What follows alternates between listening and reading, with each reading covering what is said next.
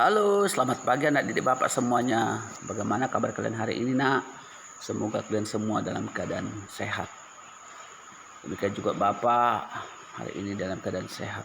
Kita tetap semangat sekalipun kita masih pembelajaran jarak jauh. Baik, kita akan lanjutkan materi kita di mana sebelum kita mid semester kita sudah membahas topik tentang, boleh kita lihat di situ, ancaman terhadap negara dalam bingkai Bhinneka Tunggal Ika.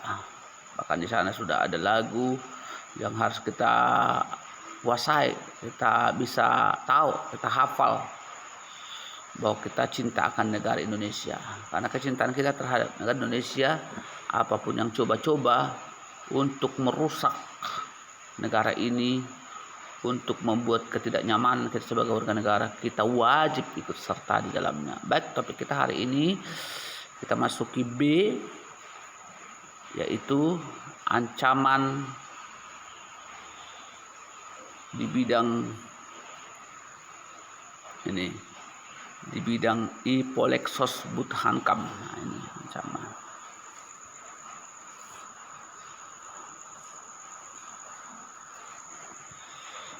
Nah, itulah Polexos Buthankam. Kalau kita panjangkan di situ, I-nya ideologi, politik, ekonomi, sosial, budaya, hankam, pertahanan dan keamanan. Jadi ancaman ini pertama kali kita lihat ancaman di bidang ideologi, di mana ideologi kita sebagai bangsa negara Indonesia, yaitu ada ideologi Pancasila atau dasar negara kita ya.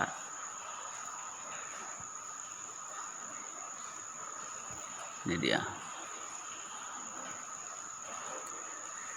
Ideologi kita adalah ideologi Pancasila.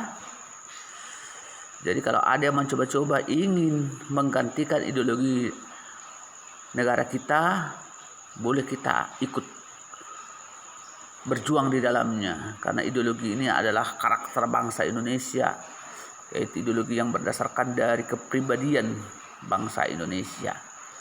Begitu juga selanjutnya ancaman di bidang politik. Bila ada kekuatan-kekuatan di negara sana yang ingin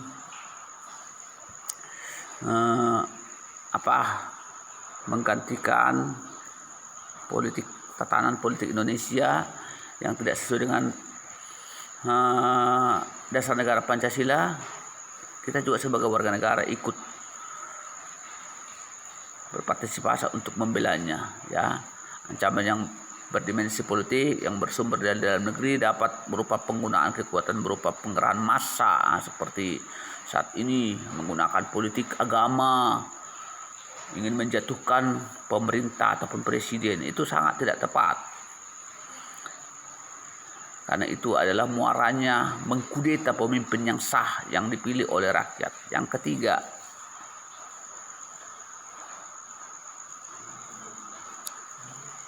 ancaman di bidang ekonomi. Pada saat ini ekonomi Indonesia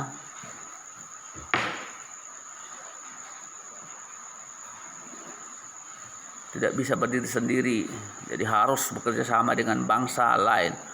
Kita ketahui pengaruh globalisasi perekonomian merupakan suatu proses kegiatan ekonomi dan perdagangan di mana negara-negara di seluruh dunia menjadi satu kekuatan pasar yang semakin terintegrasi tanpa rintangan batas teritorial negara. Nah ini, jadi ancaman kedaulatan Indonesia dalam bidang ekonomi ini dapat berupa Indonesia kedatangan barang-barang luar negeri dengan adanya perdagangan bebas.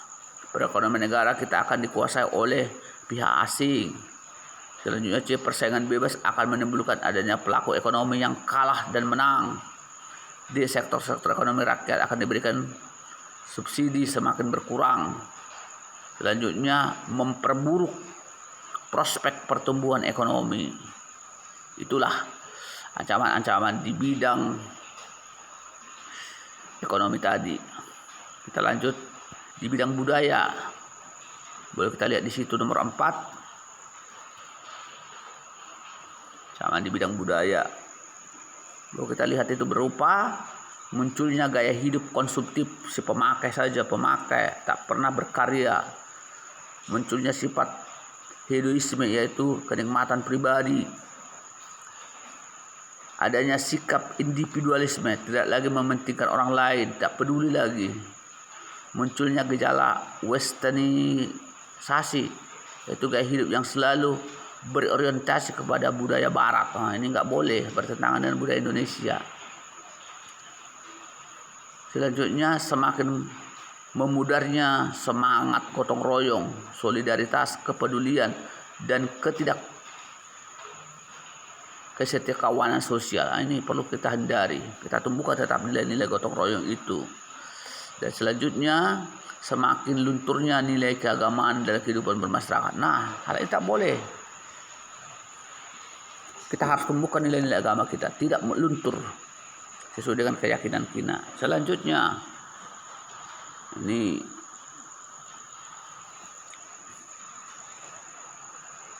ancaman di bidang pertahanan keamanan. Seiring dengan berjalannya waktu, proses penegakan ketahanan keamanan dalam negeri Kesatuan Republik Indonesia sebelum mudah dibayangkan oleh semudah dalam pembicaraan yang bersifat teoritis semata.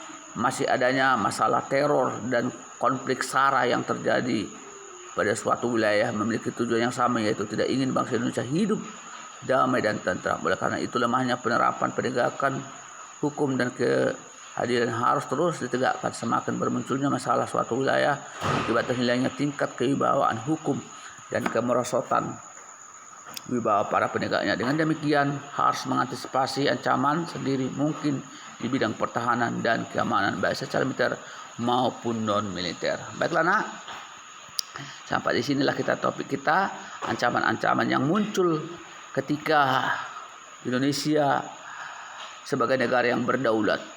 Tidak bisa kita pungkiri, hal itu akan datang untuk menghampiri negara kita. Untuk itulah kita sebagai bangsa di dalamnya harus ikut berpartisipasi untuk menjaga dan membelanya. Baik sebagai tugas kamu, dan di situ tabel 62.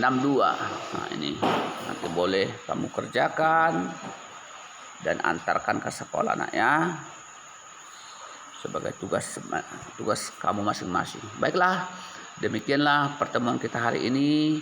Semoga apa yang kita pelajari hari ini dapat bermanfaat, dan saya Bapak sudahi dengan ucapan selamat pagi.